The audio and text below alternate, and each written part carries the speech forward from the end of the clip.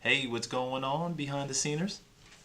It's me, your host Stas, broker here with Erin, Catron and Company, located in beautiful Punta Gorda, Florida, Charlotte County, or Southwest Florida.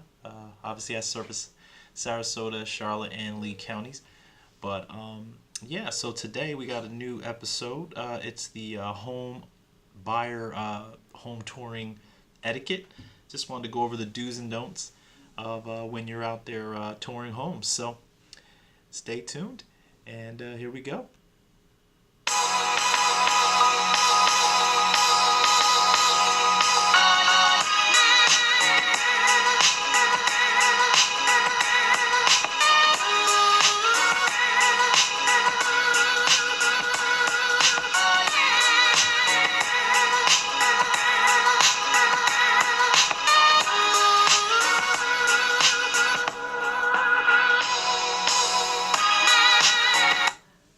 So, welcome back, guys.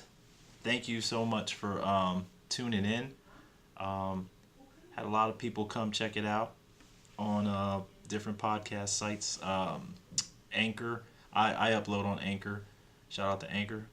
And I know you're on. I've heard people telling me they heard me on Spotify, iTunes, Google Podcasts. I mean, it's all over. So, thanks for listening, and we really do appreciate it. So, I'm gonna jump into this. Try to keep it like 10 minutes or shorter so you guys can get a little bit of knowledge and keep it moving. Anyway, so what is the proper home touring etiquette? When you're searching for a new home, there's a certain etiquette you should have during the home touring process. Whether you're a buyer in search of a new home or a seller getting ready to show your home, or even an agent acting as the middleman between the two parties, there are do's and don'ts of viewing a home. So I want to go over the do's first. So here are some of the do's. Like for me personally, I'll just throw that in there. I tend to arrive a little early. If the seller's still home, I'd like to ask them questions to get a better feel for the property. Ask them questions like, what's their favorite feature of their home? What should I highlight to the buyer? What is the reason that they're selling? Like, what's their motivation for selling? I try to ask questions about like the roof, the AC systems, the water heater, if there is any of these items that need repair or anything up front when I can. It helps me to arm myself with the answers that my buyer could potentially ask, because buyers, they do ask random questions. So arrive on time. That's number one.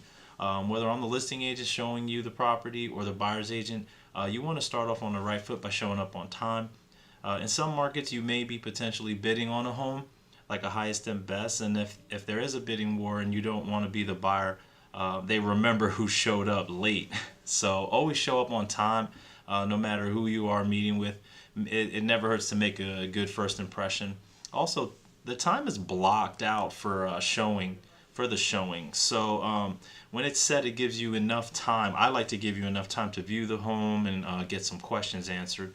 And you never know, there may be another showing scheduled after your showing as well, and you don't want to be rushed out of the home. So if you get there late, you're not going to have that allotted time for you necessary to review the home, to view the home, to take it in.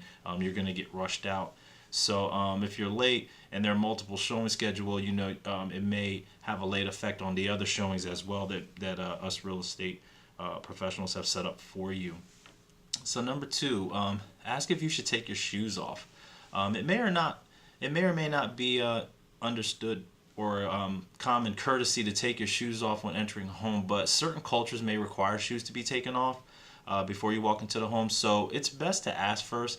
Easy ways to tell if you need to remove your shoes are if the carpet is a light color, if there are shoes gathered already by the door, if you toured the outside before entering the home, you were walking in dirt. It's always good to ask if you should take off your shoes. So taking off your shoes also shows the seller that you are serious about the home and respect the space. If you have any concerns, just ask the seller or the listing agent if you should remove your shoes before touring the home, or your agent could ask that question for you as well. The other do, ask questions. It's encouraged that you ask questions. A good agent should have a list of questions that they are always they always get asked from potential buyers, and hopefully they have the answers to those questions. But there will be some questions that we just haven't gotten before, or some questions that we just don't have the answer to right there. So make us aware, or make your real estate agent aware, so that of these questions that are important to you. What can you open during a showing? That's a really big one right there. So there are some things that are acceptable to open during your tour of a home, and I list the following as acceptable: bedroom doors, bathroom doors, closets, kitchen cabinets, linen closets, dishwasher door, refrigerator freezer door, washer, dryer, and pantries. If these items are a big factor in your decision making, you will want to take a closer look at them, and we certainly understand that. It is unacceptable, though, to open people's medicine cabinets, laundry hampers, nightstand drawers, or just dresser drawers in general. Though there's really no reason to open those items, especially if the home isn't being sold with the furnishings. Sellers sometimes will also leave a written request for things they do not want open or viewed during showings, and we always try to respect the seller's wishes. So here's some don'ts. Do not use the bathroom unless it's an emergency. Some sellers are uncomfortable with the thought of a stranger using their bathroom. There are a few situations where it's acceptable, such as if you want to check the plumbing. With the seller's permission, you can flush the toilet, let the sink run, and look for strange noises in the plumbing. But honestly, all that is done when you have a licensed home inspector perform a home inspection on your home. So it's really not necessary to do when you're doing your home tour. And also, don't bring food. If you're eating in the car, don't bring food inside the house. Just leave the snacks, drinks, and things of that nature in the car. Sometimes a seller may provide snacks and water for potential buyers. And food's just a bad idea because it can be messy, and you should be mindful of the seller and the property. Cookie crumbs here, walking in with a sandwich. I've seen some craziness, but yeah, don't bring food into the home. And last but not least, which is really important, don't negotiate while in the home, especially if the seller is present. The showing isn't the time or place really for negotiating. It's also not the time to nitpick at the flaws of the home. I suggest to wait until you leave the home to discuss opinions and issues. Selling a home for most is a personal and emotional decision, and we do not want to offend a seller or a listing agent if there is interest in putting in an offer. The commentary could paint you, the buyer, in a bad light. So again, with the other thing too, a lot of people have these smart home features. You never know when Alexa's listening. I mean, we're just in a different age now. They've got cameras and everything all over the place, and you never know when they're listening in, especially if you're discussing a price number that you want to go into, and now they've overheard it through a listening device, or if they're sitting there in the next room and you're discussing the property, or you're nitpicking things, trying to tear it down because you want to put in a lower offer.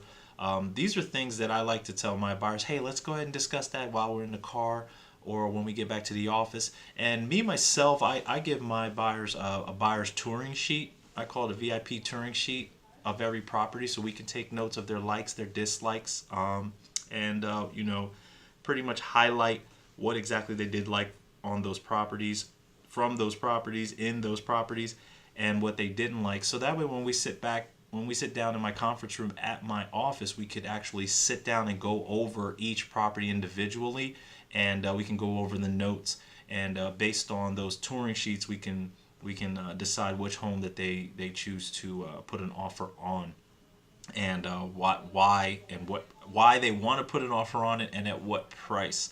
So those are the home etiquette, the home tour etiquette advice, I guess, or tidbits.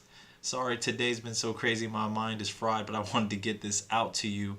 But yeah, these are, to me, this is pretty important, having the proper home touring etiquette.